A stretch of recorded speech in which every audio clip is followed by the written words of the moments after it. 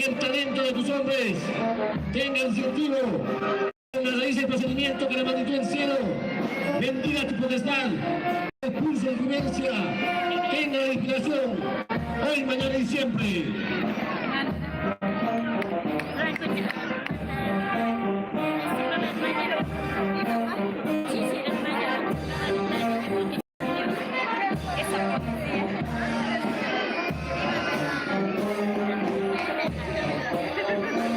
De esta manera, señoras y señores, aquí presentes nuestros niños del nivel inicial, también presentes en el 139 aniversario de la batalla de Ica.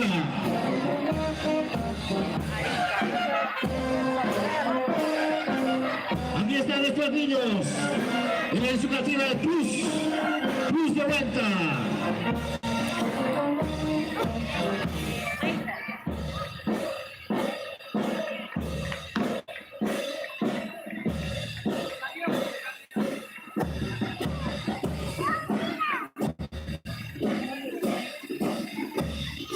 Y queremos despedir agradecer esta mañana a los miembros del jurado calificador,